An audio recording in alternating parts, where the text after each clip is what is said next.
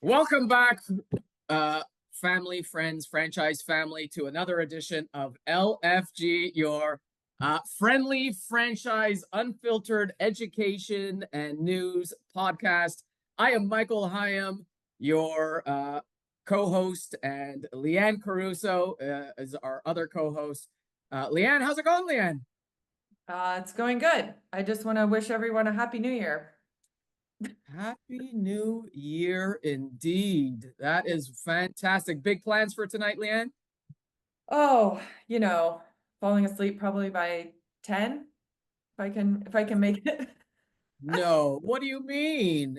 Let me give you a little bit of advice, Leanne. If your boyfriend is not taking you out to a fine dining somewhere or other, it might be time to get rid of him. I've got my kids. I will be asleep before them. And that's probably how it's going to go. Oh, all good. Good. Great. Awesome. Well, hey, we today have a great guest. So looking forward to having Willem van Daalen, President and CTO of Franchise Lead, on as our guest speaker. Super excited for Willem. But yeah, before that, let's get to it on what's growing on. For those of you that don't know what's growing on, it's our segment about franchise news and what's happening in the world of franchising. This segment is sponsored by Franchise Assembly, a franchise events company bringing resources and education to franchise brands and people. Leanne, take it away. What do we have growing on? Well, Michael, in a recent article, speed is highlighted as a powerful yet often overlooked strategy for boosting customer loyalty and driving revenue.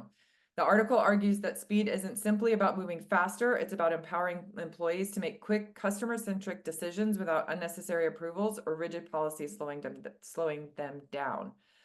Real-world examples like Amazon, Apple, and Costco show the impact of prioritizing speed alongside quality service.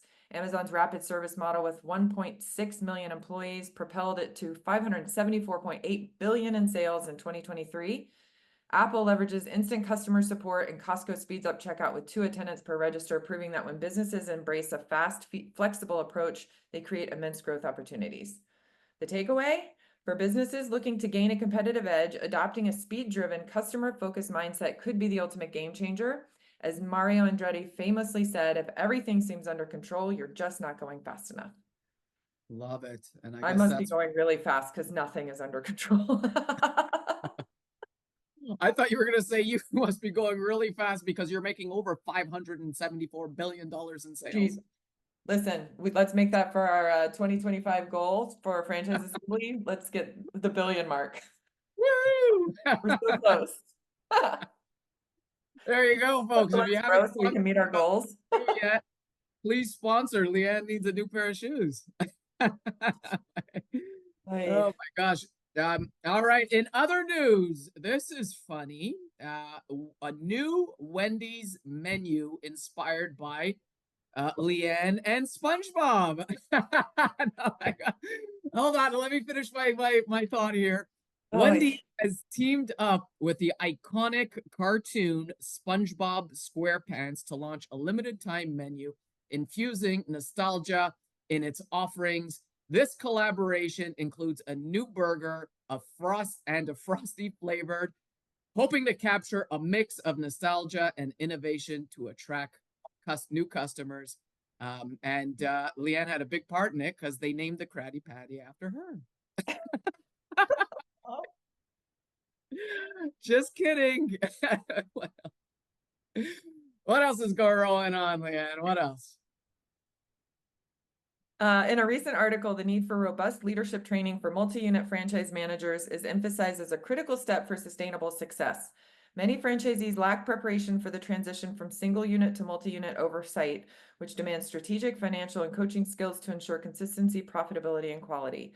The solution involves comprehensive training programs, advanced data tools, and the development platforms to empower managers. This investment not only mitigates burnout, but fosters a culture of continuous improvement and profitability across franchise locations. I think this is a really good point. I got this article from franchising.com. But just you see these single unit owners buy a second or third location, and I think it's hard to make that transition sometimes without Totally. coaching. Absolutely. So I just wanted to highlight that. Thank you for your expert tutelage.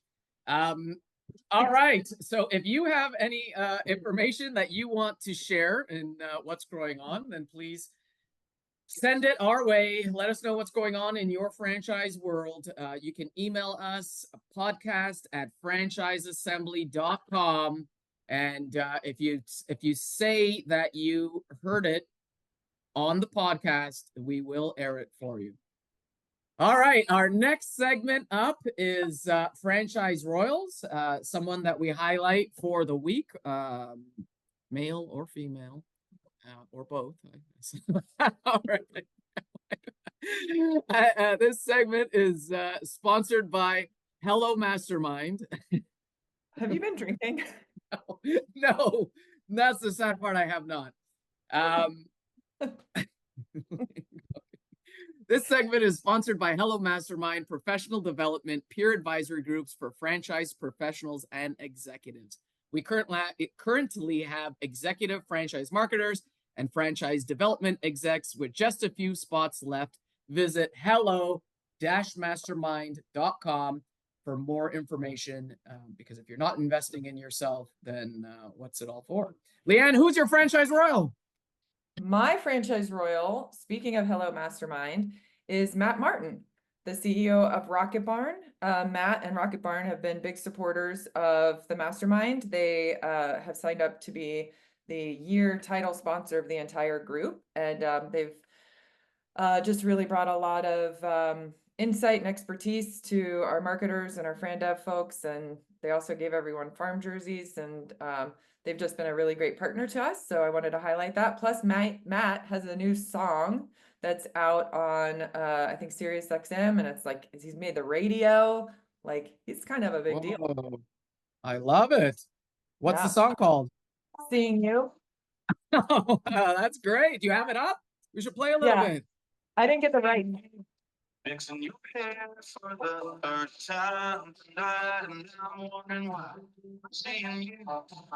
Coming out a little fuzzy on my end. I ask if you're all right. All right, the end. But it does sound great. Matt, we love you. My franchise royal, I gotta say, is do you know Jim DeJurius from Lightbridge Academy, Leanne? I know Jim DeRogeris.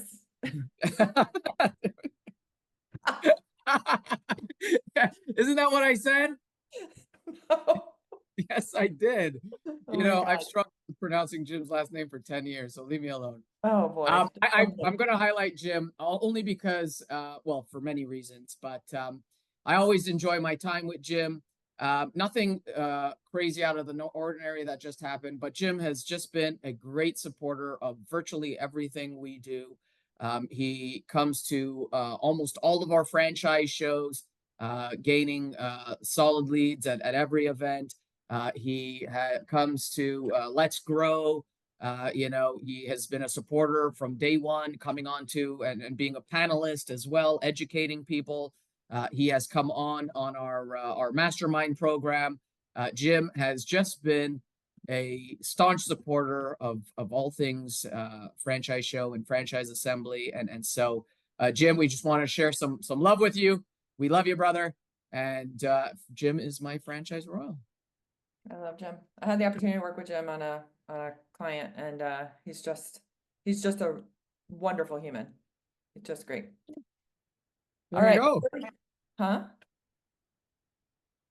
Before we head to our show and tell segment, please take a moment while Leanne tells us about our podcast sponsor, Orchitect. Take it away, Leanne. Managing multiple franchise locations? Meet Maestro by Orchitect, your ultimate business intelligence solution. Gain a centralized view of your entire network, leverage predictive analytics, and make data-driven decisions to boost productivity and profitability.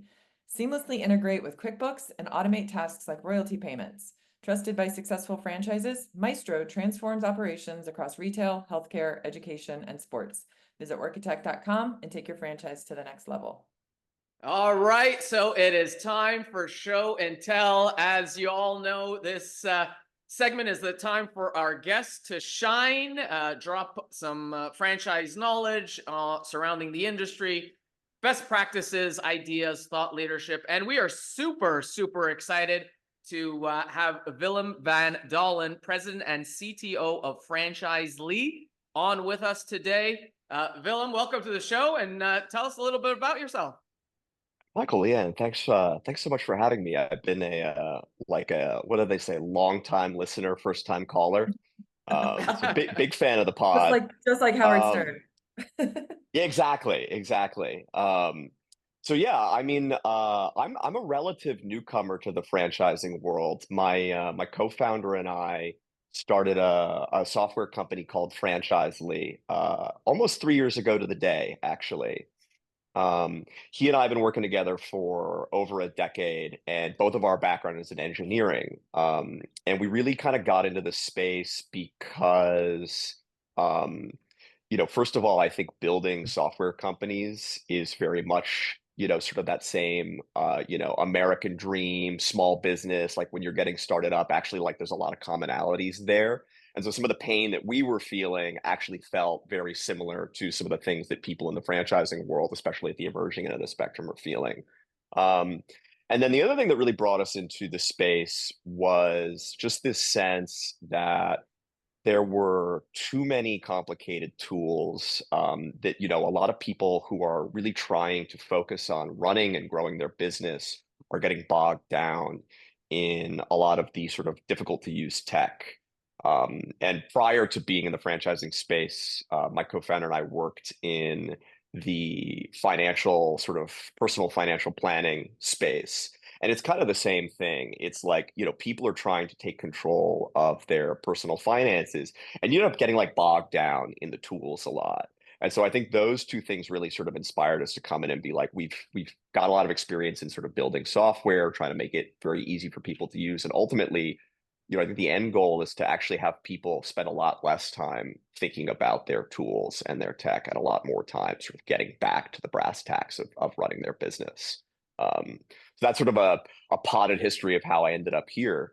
And recently we've been focusing a lot on sort of bringing AI to the space, but in a way that feels very approachable, and is actually solving sort of real discrete problems in people's running of their businesses. So I know we don't want to make this a commercial at all. Like we're all on the same page there, but Totally. But I do have a lot of people out there asking, so can you kind of give like a 2-minute overview of what exactly Franchisely is and what it does for franchising, and then we can go into like the cool stuff. Absolutely. Yeah. So I mean, basically at a very high level, we're trying to give you the sort of single control panel for running your franchise. So everything from franchise development through to operations. And I think, for a lot of people, sort of bringing all of that together in one place presents a pretty difficult problem. If you run your ops side very, very well, right, it should feed back into your dev, and dev done properly should really set up the ops team to start sort of hitting the ground running on day one with your new franchisees. And I think a lot of what we were seeing is basically the ball getting dropped somewhere in the middle there, and just a lot of juggling of 12 different tools, and it's confusing. And so for us, what Franchisely is really designed to do is roll all of that into one really easy to use space. And so we've built AI tooling for managing the top of your sort of Fran dev funnel, scheduling, qualifying, educating people about your brand, CRM in the middle, built to be sort of dead simple for just managing your leads, all the way through to signing a franchise agreement. And then on the ops side, project management, directory management for all of your franchisees, units, documents, sort of all of the, stuff that goes into actually keeping your business running, and then something to actually manage the field. So collaboration between your franchisees and you, and then also AI to sort of help handle some of the support requests that are coming in. And all of that is kind of rolled up together, like I said, into one really sort of, we're trying to make it dead simple to use. And I think, the thing that my co-founder and I bring to the table that's maybe a little bit different than some of the other options out there is we're trying to be very sort of opinionated in how we make the software. And what I mean by that is we really want to try and help sort of drive people towards best practices. So the best, if I were to sort of like say this in an elevator pitch, it's like, um, solutions, not tools, right? I don't want to, if you want a house, I don't want to give you a toolbox and tell you to go learn carpentry, right? I want to actually give you a house so you can go back to living your life, right? And I think that's really how we think about building software. That's cool. So so if you just kind of launched this in the last 3 years, but you came from a different industry, you got a crash course in franchising. Absolutely. And I mean, I have to say, we've been so lucky, Leanne, I know Ben Woodruff, and actually Michael, of course, you as well. And we've gotten so many great introductions to some veterans in the industry. We're working with, John Francis, Patty Rother, Paul Pickett, a bunch of people who I just can't sort of express enough how much they've really helped shape how we think about this. And it is, I mean, really just like getting in there and getting your hands dirty. So I think, for my co-founder and I, we spend a lot of time trying to get out into the field and actually like spend a lot of time with people, because I think that's where a lot of software and a lot of engineering, frankly, fall short, is like you sort of stop and you don't get close enough to your customers to actually sort of feel their day-to-day pain, which is how you end up building that sort of proverbial like basket of tools for them. Awesome. All right, so let's get into the meat of it. And so, everybody's talking about AI. Everybody's talking about like how the different tools that are available to them, but I don't know that anybody's figured out how to use it in franchising or even franchise development. So I'd love your take on it, or the things that you're learning or putting into the software. Totally. Yeah. So I think, I've spoken on a couple panels about AI, and, I've listened to some podcasts about this as well. And so I think a thing that I want to just sort of start off by saying is like, I really want to steer clear of speaking in generalities to people, because I think that's super unhelpful. So I will try and be as specific as I can be about like how to sort of think about this. And so the sort of first step to answering that question, Leanne, actually has nothing at all to do with AI. And what I would say to people who are just trying to get their sort of like toes wet in the space is like, do you have someone on your team who kind of owns the technology practice writ large, right? So like, the way that I always sort of talk about this is like, everything that we're doing in our day-to-day lives is mediated by tech, right? You're sending email, you're making phone calls with your iPhone, right? You're probably using a CRM or at least a spreadsheet or something. Like, we're all in front of our computers all day. And so if you don't have someone inside of your org who actually owns the tech process, it's not like you're not going to make technical decisions. What's going to happen is that those technical decisions are going to be made kind of in the moment when you need something. And the technical stack that you have, if you don't build it deliberately, will sort of arise organically. And what can happen, especially if you're really scaling your business pretty quickly, is you'll get to a point where the sort of organic growth of your tech stack doesn't actually fit the needs of your business at all, because you didn't sort of bake it in as a first-class citizen when you were sort of laying the foundational groundwork for the other aspects of your business. So step one to like, how do I think about AI is like, don't start thinking about AI. Start by actually like being like, you're the tech person in our org. That person doesn't even necessarily need to be deeply technically savvy, right? Like, you don't need to go out and hire an engineer to do this. You just need to say like, we're playing zone defense. When the ball moves into the technical zone, like, I am the person who's going to go out, get educated, and ultimately like the decision making gets my sort of imprimatur on it before, we actually like execute on it. So that would be like sort of step one. And then I would say, as far as getting into AI goes, I would say the next two things that you really want to do as an org are, first off, the person who's in charge of your sort of technical decision making, put together an AI policy. I actually put together a one pager for Franchise Business Review about a month ago, and I'm happy to sort of like send that out to whoever is interested. But it's sort of, there is no like standard practice around this. Like AI is still very much the Wild West, but just having a document and make it a Google Doc, like it can be super simple, right? Just having a jumping off place from a policy and sort of utilization standpoint that everybody inside of your brand is sort of on the same page about is just a great way to make sure that you're all sort of speaking the same language. And then once you have that in place, I would say, don't go out into the wide world and try to start adding AI willy-nilly to your stack. I will give you kind of the like sort of inside baseball tech point of view on this, which is there is a massive amount of capital investment in AI right now. And so there's a huge incentive on people in the tech side of things to really like push AI as this solution to all your problems, right? So like I'm sure everybody's tired of hearing AI. It's become a buzzword. It's become this sort of like marketing, like sort of sizzle that everybody's out there being like, we have AI.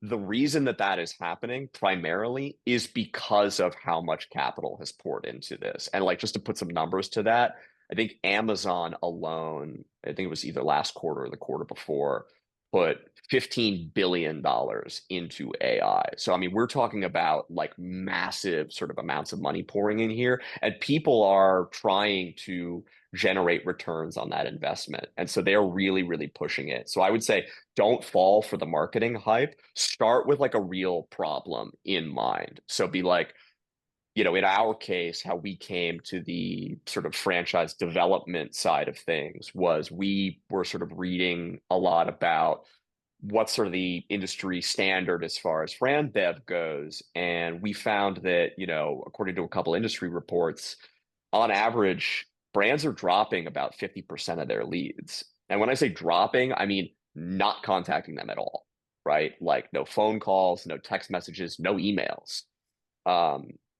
And a lot of those calls or a lot of those inquiries that are coming in from your leads are coming in outside of normal business hours. So to us, that was like, great, got it. Like nobody's trying to staff a 24/7 call center, right? Like that's not feasible, especially at the emerging end of the spectrum. And because we knew enough about how the large language models worked and just as importantly how they don't work, like what they're not capable of, we're like, this is sort of a narrow use case where we can say, hey, before they've spoken to anybody on your team, just getting them scheduled and like qualifying them and saying like, do you have the available capital? Are you interested in territories that we're actually opening up in? That's like a huge lift off of the Fran Dev team, who's not, in a lot of cases, succeeding at doing that across their entire lead funnel to begin with. And it actually opens up a lot of time for them to do what is much more important to their job, which is actually like getting on the phone and talking to people. So, a very long-winded way of basically saying start with a problem in mind and then go out there into the sort of the broader ecosystem of solutions and be like, does AI make sense here? And in a lot of cases, the answer may be no, right? Like, your price sensitivity and your budget, all of these things, like what's the learning curve as I roll this out to my team? Like all of those should factor in. And I think there's a big push out there. And I think a lot of people are feeling the sense of sort of like FOMO, that fear of missing out on AI.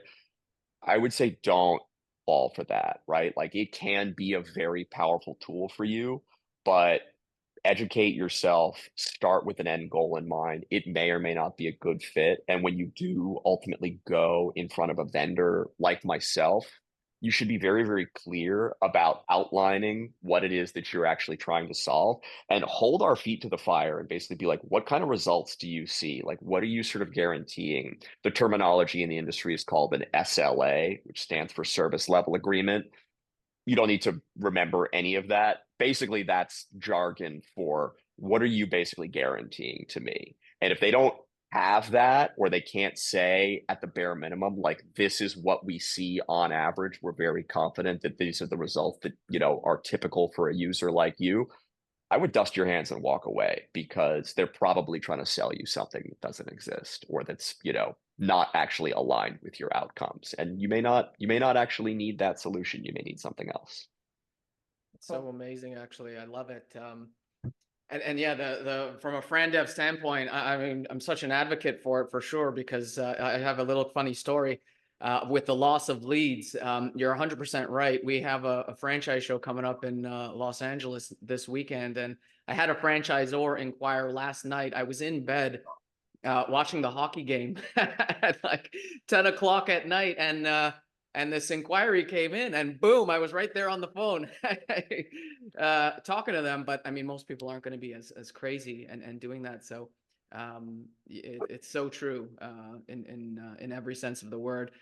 So you talked to us a little bit about the how, but tell us a little bit about the why, some of the risks, some of the rewards, a little bit more on that.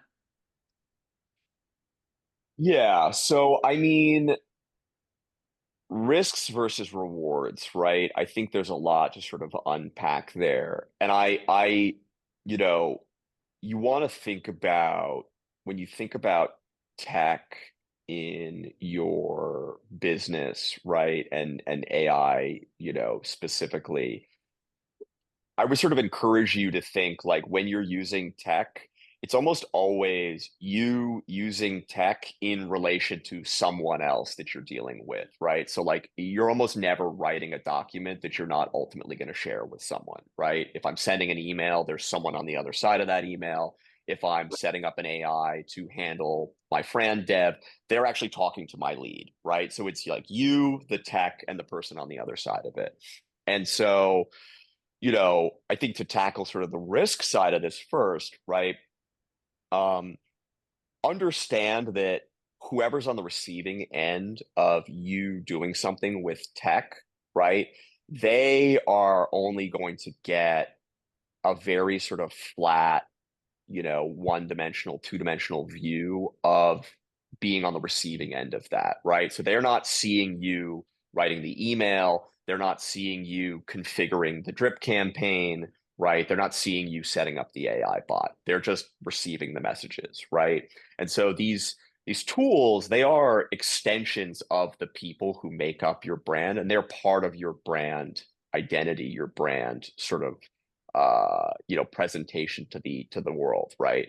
And so I would say, sort of, the further out you move from sort of like the corporate center, the more careful you want to be with adopting this type of tech, right? So, like, I would say be very, bullish, for example, about adopting AI tools that you use internally with your corporate brand team, right? Because you guys know each other super well. If something goes off the rails, you could just pick up the phone and be like, hey, sorry, like, we're using this new tech. It's like still a little spotty, whatever, right? And the person that you're working with would be like, got it, it's fine. Like, we work together. I talk to you all the time, not a big deal. As you move out, right, if it's sitting between, in the case of something like, say, an AI that handles support requests between your franchisees and you, right, you're still inside of your brand, but that relationship between the franchisor and the franchisee, there's like a little bit more of an arm's length distance there, right?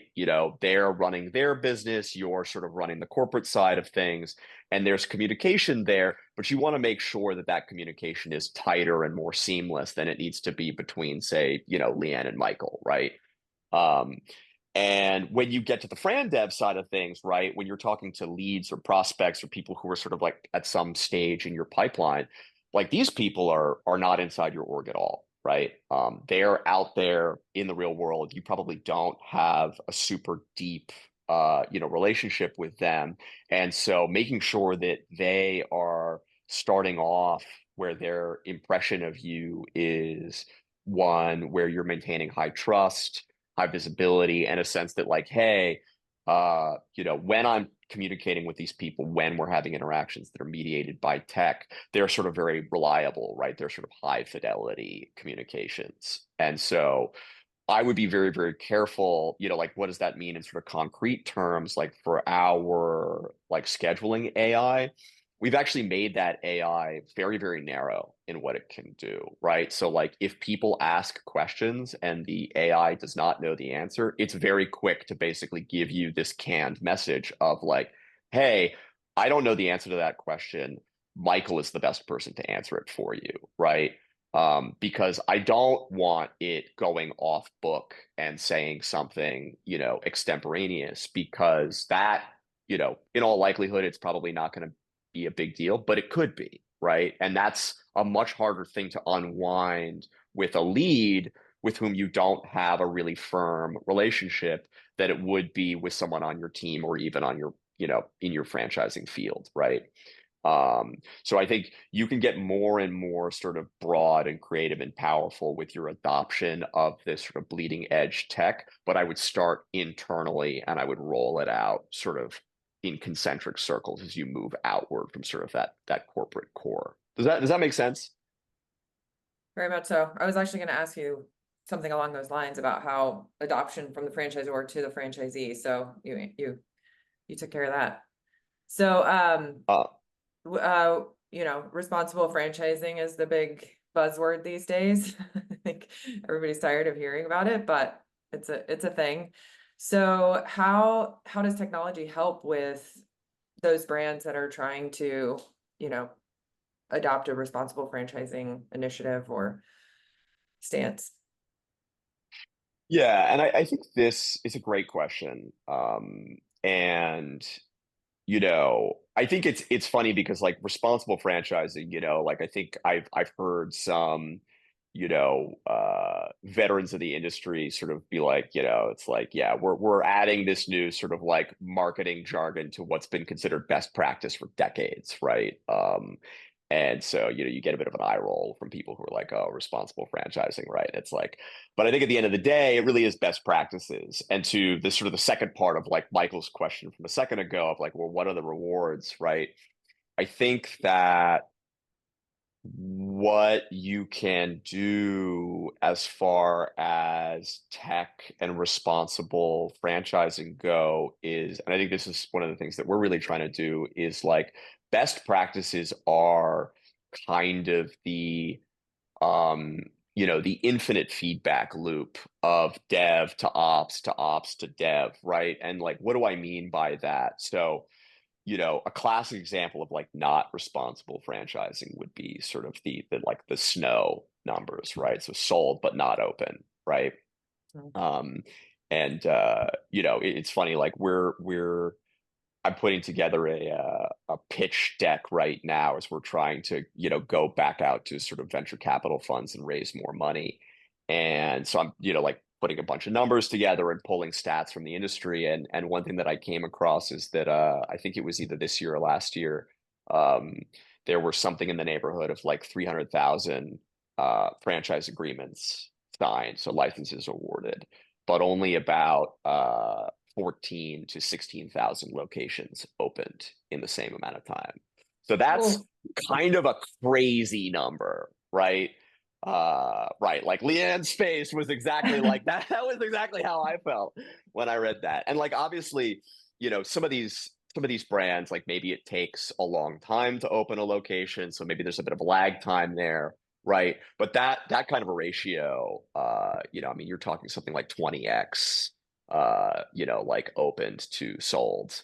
Um, and That's yeah, it's pretty wild. And so I think, the irony there is that done really well, right? I think we all kind of know that like Fran Dev done really well is actually a lot of it is actually showcasing the success of your franchisees, right? And that can be in sort of like people making reference calls, putting information into your item 19 and your FDD, right? But it's also like I think celebrating the success of your franchisees in kind of a more broad-based way. Like, look at all of these great things that we're doing out, in the community for our customers in the, areas in which we operate. Because I think one of the things that's so great about franchising is how much giving back and how much great business is really being done on a local level by all of the franchisees who are out there in the field. And so doing that, I think responsibly is getting those people who've signed agreements opened up and giving back in the way that I think a lot of good franchisees do, and then taking that success and actually funneling it back into the top of the Fran Dev side of things so that you can actually bring more people in and help attract ultimately the people who are going to make the next generation of franchisees be sort of the best one possible for your brand, right? So from a tech standpoint, what does that look like? Well, the technology should basically be making that easier and easier, right? So if it's hard for you to get your franchisees to adopt systems that allow them to share their successes with people, maybe because they don't see any value in adopting that tech, that's not been super well designed tech, right? If it's not easy for you to gather the information that you need about unit level performance and put that into your item 19, same thing, right? If you're going and you're hunting and that's a week or month long process, again, your tools are probably not working for you in the way that they should be. And like in my opinion, done really well, a lot of that incredibly manual work should be kind of automated away for you and should be pretty opinionated. So it's like when you've got people who are doing well, it should be already being made apparent to the rest of the field and to your Fran Dev team, like, hey, these people are really succeeding. Like, let's do more of that. And let's try and, this is where I think some of the, what would be sort of technically called things like machine learning or data science, where you could actually say, hey, these are some of the common traits of my highest performing franchisees. And I'm noticing some of those similar traits here with these leads who are sitting somewhere in my franchise development funnel, and actually being able to over time say, this is the kind of ad spend that drives sort of the ideal candidate profiles into my funnel. And now I can actually spend time sort of picking the best people for me to get into a, lengthy business relationship with, because these are, 10, 20-year long relationships in a lot of cases. And if your tech is not helping you do that, or you find like, okay, I have all this information, but I kind of have to go looking for it, then I think, we as engineers and, just the providers of this technology in general can do better to sort of drive that. And the end reward, to Michael's question, is like, ideally this should cost less, right? It should take a lot of the financial burden and time invested in sort of practicing responsible franchising. It should bring the cost of doing that down. And it should ultimately empower the human beings on your team to do the really, really important work that can really only be done by human beings. And a lot of that is sort of managing these various interpersonal relationships, which, I'm sorry, like that is the core of franchising, and no AI is going to replace that. As certainly I will not be the one building it. So I think that's sort of how I try and think about that. I love it. Just to break it up a little bit, I was going to ask you this right in the beginning. How did you guys come up with the name Franchise Lee? I mean, I love it, but I'm just wondering where that came out from. Honestly, it's kind of a silly story. So we were sort of kicking around ideas, and actually, like a little sort of like peek behind the scenes. I actually lost that debate. I was like, I don't want to call the company Franchise Lee. Well, and partially because so like one of the things that I think maybe people don't realize about tech startups to begin with is it's very, very common that when you go into a space, the thing that you think that you're going to build is not what you end up building, right? And so this is, we've actually had this experience personally. It's like we came into this and we were like, we're going to build, we're going to start off by building CRM, right? Like we're going to start on the Fran Dev side of things. We're going to build a better CRM for people. And we actually ended up moving into this AI scheduling technology, right? Which we didn't end up realizing at the beginning that we were going to be moving into that direction. And, we're sort of very committed to working inside the franchising space.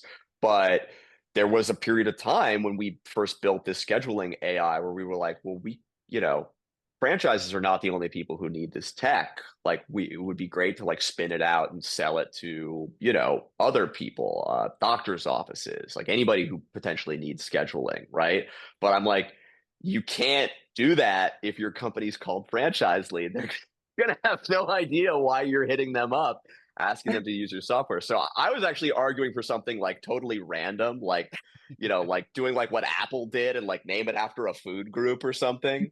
Um, but the rebuttal from my co-founder, and I think he was maybe right, was like if you look around at you know, if you look around at a lot of the big brands in the space and a lot of the suppliers, they have some kind of reference to franchising right in their name, right? And you know, at the end of the day, I think it comes back to this idea of a, you know, making running your franchise really well incredibly easy, right? So running your business easily is really, I think, a big part of like what Franchise Lee is all about. So like that's where the LY I think sort of came from. And wanting people to understand that like, you know, this was purpose built for the industry, right? It was designed to basically, you know, our sort of internal tagline is like great made simple, right? So like you should be making your brand great, and if it's not dead easy for you, then like our work's not done. Because I think, you know, at the end of the day, I mean, I'm sure you guys have had this experience, but like, I mean, I have this experience all the time, actually. It's like I'll have some new piece of tech, you know, frequently it'll be, you know, sort of like hoisted on me by our investors or, you know, someone who's advising us. They'll be like, hey, I need you to use this tech. And I'm like, I am running a business right now. I don't have time to learn this new tool, right? Like I've been in tech professionally for 12 years. I'm like, I do not give a shit to learn whatever this new tool is. Like I don't care, and I'm not going to do it. And so you don't, right? And so I think a lot of, you know, to your question, Michael, like where did the name come from? It's like, you know, franchising done easily, right? That's Love pretty it. cool. That's also like you come into franchising and there's no other names left, right?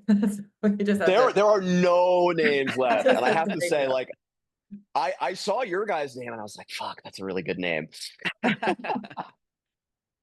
Yeah, well, we went through the whole like what goes with franchise, you know? So You have to, right? Though you come back to yeah, like you're like, fuck, I gotta put franchise in it, or I gotta put Fran something, right? and Like, and something. then it, you know, you end up really quickly in this like super corny space where you're like Yeah, Fran, whatever, right? And you're just like, all right, right. never mind. Like I'm going back to basics.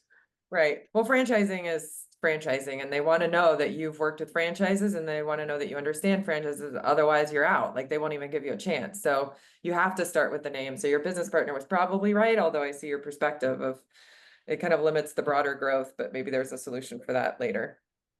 He was totally right. And I think the only downside to the name is like half the time, I must have like a slight lisp or something like that. Because whenever I get on the phone with people, they're like, "Are you saying franchise Lee? Like the name Lee? Like Ugh. those two words?" And I'm like, Yeah. man, I'm doing a terrible job saying the name of our own company.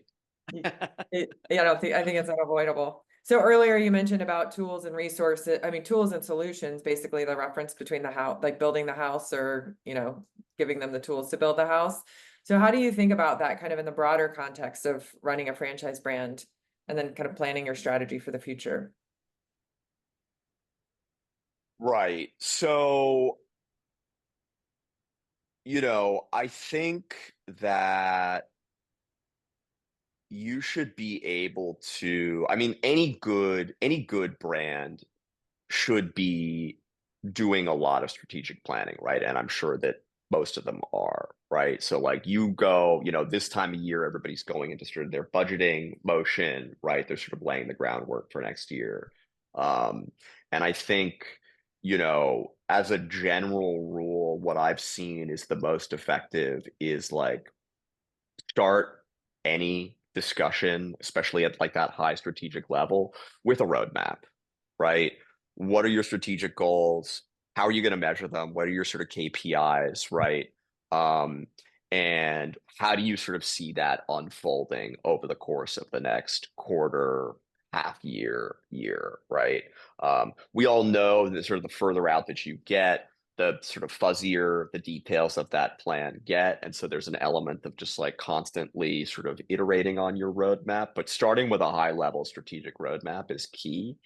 And then, if you're looking for, from a technical standpoint, like solutions versus tools, first of all, like, what are you currently using? Like, what's your technical stack? Did you build it deliberately? Did you inherit it from the person who came before you? Did it arise organically? Maybe it's some combination of all of those, right? That wouldn't be uncommon. And so I would say next, it's like, okay, if we have a bunch of tools, if we, have sort of rolled our own solution by combining a bunch of different pieces of software, is it working for us, right? How are we doing against our goals from the previous year? How do we track against our previous roadmap? If we're trying to measure success in the upcoming year, how do we do that in our current software, right? Do we do that in our current software, or is there a, like person who's actually responsible for doing this more manually, right? And try to figure out like where are the sort of missing pieces here, right? Are we tracking our marketing spend and seeing how it relates to our conversion rates, right? Are we tracking our time to open, right? And where is that information coming from? If those are the types of things that feed into a larger roadmap of we want to open this many units, we want to sign this many agreements, we want to have these kinds of engagements with people, whatever your goals are, can you measure them with your current set of tools? And if you can't, what would good look like, right? So sort of the same type of answer that I gave earlier, Leanne, about like when you're going out looking for AI, how do you start? Start with a problem in mind, right? And then I would basically go out and I would be very, very hard on your vendors. I think some of this is just like having good sort of, what I would call like court awareness. So knowing who the suppliers are, like who's playing in any individual space, especially from a tech standpoint. If you're shopping for technical tools, obviously you can't buy what you don't know, exists. So having just good awareness of like what your options are is good. And again, whoever owns your technology decision-making process, they should be the ones who are owning that sort of just general ambient level of like, yeah, I'm kind of up to speed with what's out there, right? And then once you kind of know, okay, this is the type of solution that I'm looking for, this is the general scope of, solutions that are available out there, going out to those suppliers and like really holding their feet to the fire, right? Like it's funny now because like I've been engineering, as I mentioned, for most of my career, but I'm actually doing a decent amount of sales stuff now for the first time in my entire life. Um, and one of the things that's like mind-boggling to me is it's almost as though as the price goes up, you get less and less sort of latitude as a buyer to actually like get in there and kick the tires on things. So like as an end user, I don't know about you guys, but like if there's a piece of sort of consumer software out there, I am not paying for that shit if I don't get to try it first. Like if you don't have a free trial, I'm not putting my credit card information in there without getting to see if I'm going to use this thing or not. Like it's not happening.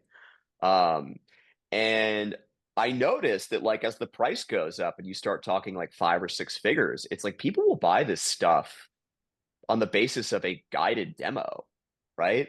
Like, I'll tell you, like, I can hide a whole bunch of shit from you as a salesperson on a guided demo with a piece of software that may not work at all the way that I'm showing it to you. And like, again, sort of like peering behind the curtain a bit as I've gone out into various other, and not even necessarily in franchising. I actually think the vendors in franchising are pretty good about this, but in the broader sort of software ecosystem, you would be shocked by the amount of people out here who have like a demo that's on rails, right? Where it's like, if you clicked on the wrong person in the CRM, it wouldn't work, right? Right. And that's bananas to me. So like bring some heat to your vendors and be like, yeah, I want a test account. I want a trial period. No, I don't want to pay up front. Like I'm happy to pay a setup fee if we get set up, but I'll pay it in arrears, right? I'm not going to pay you 10 grand out of pocket for a thing that may not even successfully launch, right?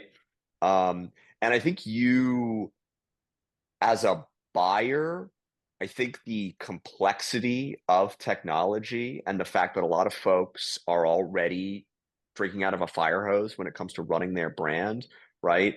They're maybe not spending a lot of time becoming really like deeply technically savvy in a bunch of different tools. That fear of like, oh my God, I don't know enough about tech. I'm not educated enough in this. I'm talking to someone who is an expert. Like, let me just follow them.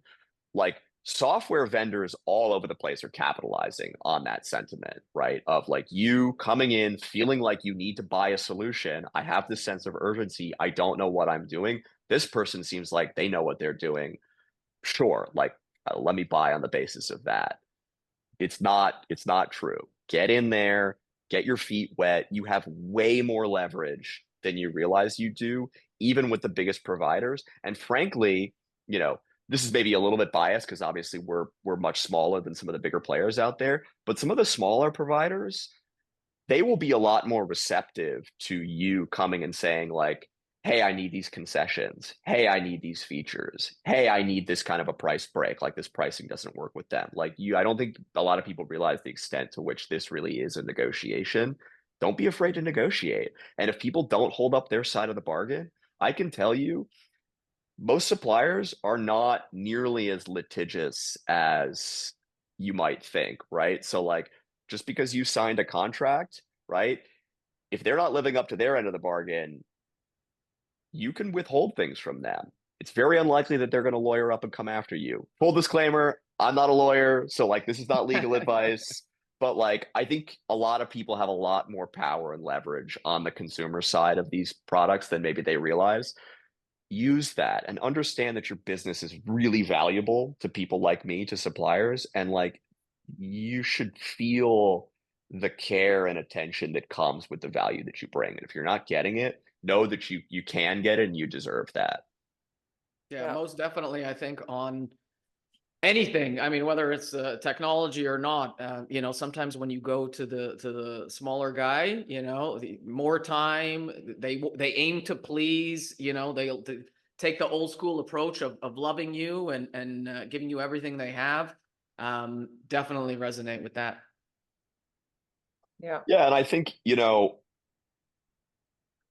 it's such a small industry. Everybody knows everybody. Like obviously, like I said, we're relatively new to it, but even in the 3 years that I've been going out, it's like just being able to maintain that reputation is so important for everybody, right? But especially, I think, as a supplier, being able to sort of maintain that and understand that even beyond the fact that you have a material impact on these suppliers' bottom line, your ability to impact their reputation with your peers is really powerful. Make sure they understand that, right? Some of the really big horizontal solutions out there may not care about that. Like, I don't know that you're going to be able to cow Salesforce, but like pretty much anybody who's operating specifically in the franchising space, you have a lot of leverage to really be like, hey, and I've heard this in the context of also like people being very sort of predatory with their pricing, right? So like I'll lock you in year one and I'll sort of consume all your data. And then year two, you get like some massive price increase and you're like, you're sort of being held hostage by people who have all your data now, I love right? it when that Again, happens. right. That's incredible. It's again, it's crazy to me because like I'm used to writing code professionally. So like all of the sort of business practices of this are, I'm sort of now being exposed to them as somebody who owns a business. And I'm just like, it's bananas to me that people do that and get away with it. And like my message of sort of empowerment to the people out there who are consumers is like, do not get taken advantage of. You are much more valuable than you realize. You have a lot more power than you realize. And if you don't understand something, it's on the supplier to make you understand it. It's not your responsibility to be an expert in technology, right? Have someone internally who owns that practice. Like I said, like have someone who's going to go out and get educated, but push your suppliers to educate you, right? play them off each other. Make sure that they understand that your time and your business is valuable. And you're in the driver's seat, and don't let the fact that this is a complicated or unknown space to you make you feel like that's not the case, because it's not accurate. I love it. Couldn't agree with you more. Just because a steak at one restaurant is horrible doesn't mean all steaks are bad. Exactly. This has been great, Willem. Thank you so much. This has been very educational and informative. Love it.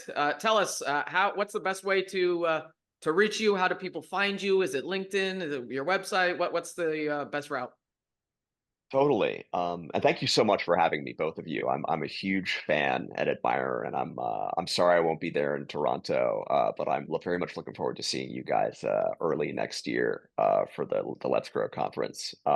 As far as I go, if you're interested in finding us for business reasons, I would say email me at Willem, WILLEM, at GoFranchiseLy. That's franchisely.com. Or, feel free to just come to our website, gofranchisely.com, and submit an inquiry if you're interested in business.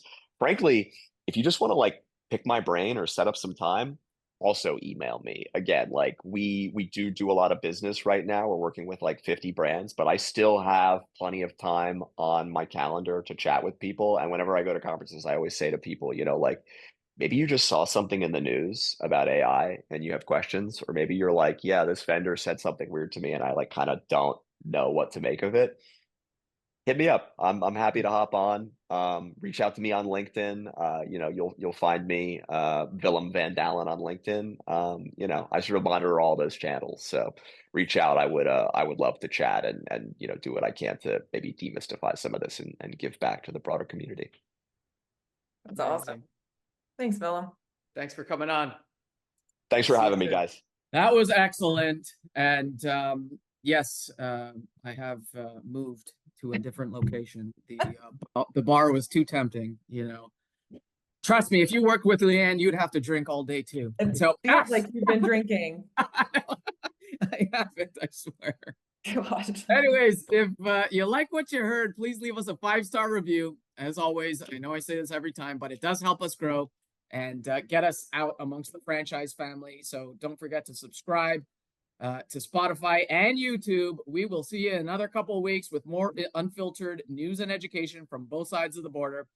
In the meantime, here is what's growing, what's happening on the calendar in our final segment, Franchise Mingle. Franchise Mingle is brought to you by the National Franchise Show. First up, right immediately in the new year, we have back-to-back franchise shows. We have New Jersey late January and Dallas in February. And right after the Dallas franchise show, we have the Let's Grow. If you have not booked your badge, you should book Let's Grow right away. For all things that Willem said, he's going to, the franchiser will be there, educating and giving great education, advice, and trends on all things technology. So that's coming up February 2nd through to the 4th. Of course, the IFA convention is happening as well, February 10th through to the 13th. If you have to choose one, make sure it's Let's Grow. IFA, we like you, but Let's Grow is more informative and intuitive. Wow. Feisty, and I haven't even drank anything. You are feisty today. Goodness. Just kidding. Love all the guys at IFA. You know that. And all right. So, and of course, many other franchise shows as well. After Dallas, we've got Nashville in February as well. Wow, that's going to be a jam-packed February. We've got Chicago, DC, Virginia, Vegas, Orlando, Houston, all happening in the spring. We also have, what else did we have? We had something else, no? Is that it for now? All right. I think that was enough anyways. All right, folks, as we said, this episode, what? It's more than enough. It's more than enough.